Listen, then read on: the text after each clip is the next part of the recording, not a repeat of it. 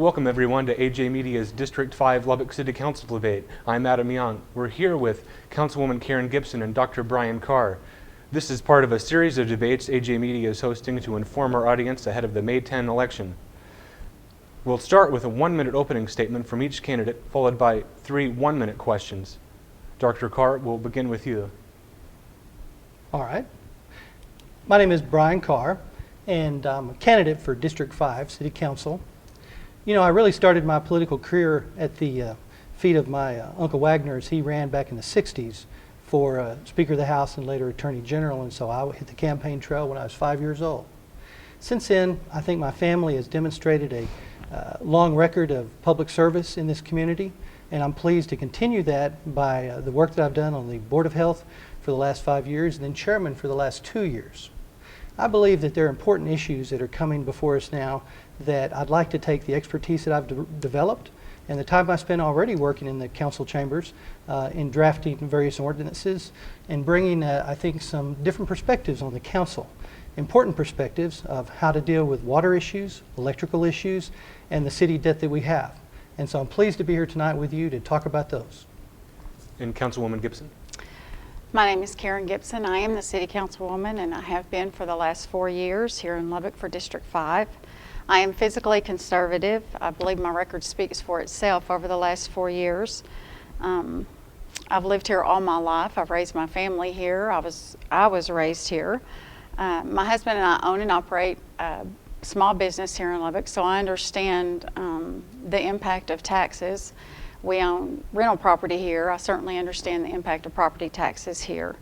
I have a partnership that's working in District 5, and I would like to continue that partnership over the next 4 years. And our first question will go to Councilwoman Gibson. Okay. With investigations into business practices, alleged improprieties, and a seemingly dysfunctional relationship with city leaders, what would you recommend doing to help fix the situation at Lubbock Power and Light? I will tell you, over the last several years, I have been very disappointed in how LP&L is working. The board, I'm very concerned with how the board is working, and I'm even more concerned with the management at LP&L. I do think we need to look at especially the ordinance that's in place.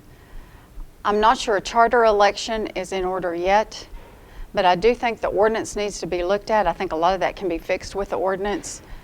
I do believe there needs to be some changes in management, without a doubt.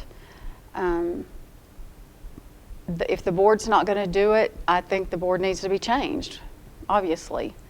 That is under the council's jurisdiction, that we can change the board as they come up. So I'm very displeased with the way it's going. I have a lot of concerns with the way LP&L is being run. Other than their budget, our hands are kind of tied. So I do think that it needs to be continued to be looked at. We are looking into it as we speak. I mean, we've been working with our council and our legal counsel as to what we can do and what we can do on our side to help that side of it. Thank you, Councilwoman. Dr. Carr? Well, I think that we've got a number of changes that can take place. One is to look at the structure of that board in terms of, do we follow a model similar to what UMC has, where we see the county commissioners appoint members, or do we take it to the people and actually suggest an election of those board members? And then I think as we look at that, to realize that we're talking about electrical generation, the idea of possibly spending upwards of $600 million, and then further finish out of about $100 million. And in that sense, then, these are important times to look at that. Power needs are going to be there, and I think that we have to define that. I'm concerned about how much we may get back under the city council, to which nearly wiped out the purse of the LP&L back in the late 90s.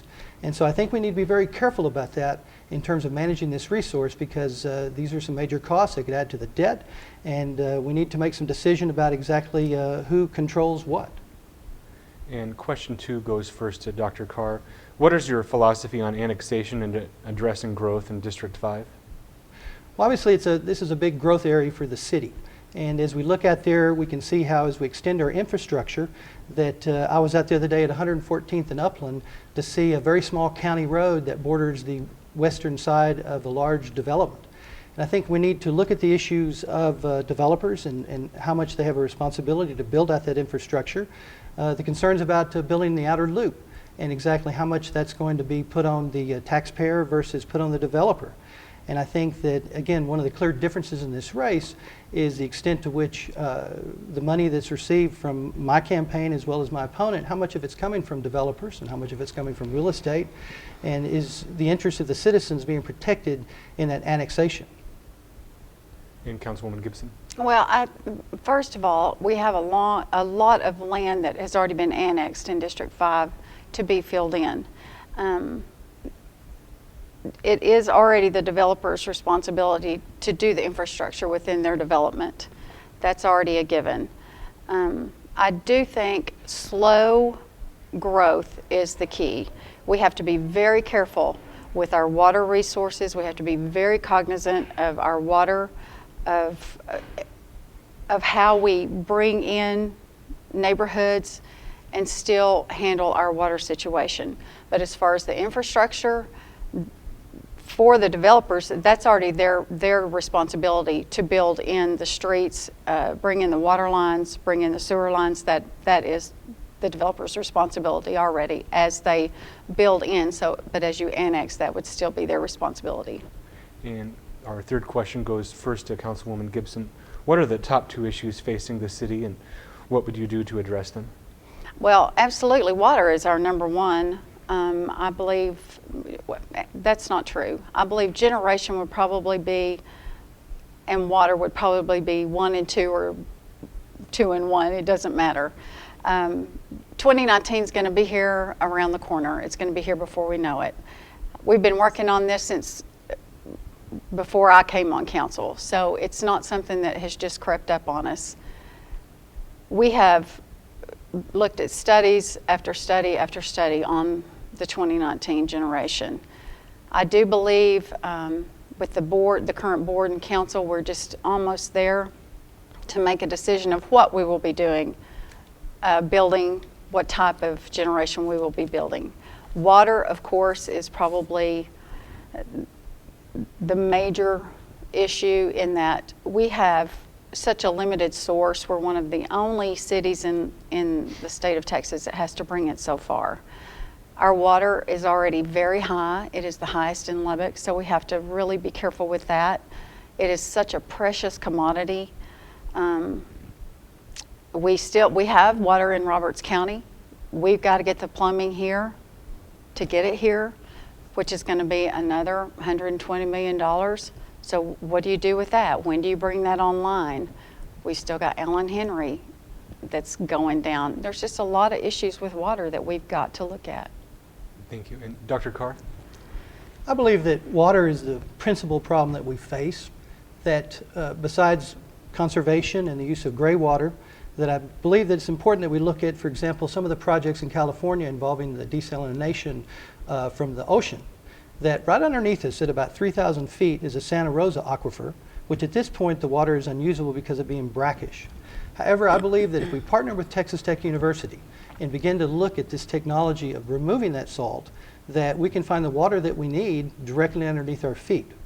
And then I think we can combine that with the wind resources that are being developed west of the city, that those can be used so that during the off-peak periods when that electricity is less expensive, we can use that to fund these facilities to bring the water that we need.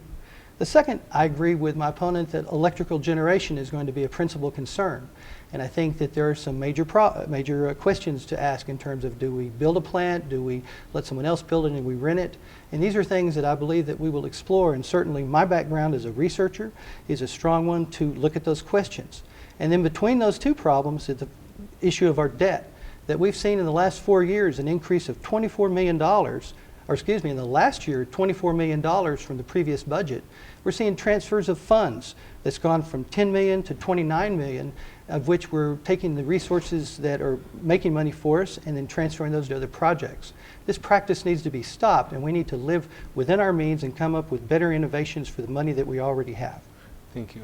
Now please take about a minute for closing remarks, starting with Councilwoman Gibson. Just one more time.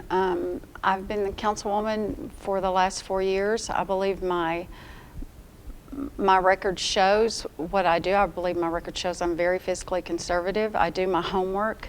I believe I do watch the debt. I watch every penny. I think it's very important that we watch every penny we spend. We are a thriving, growing city.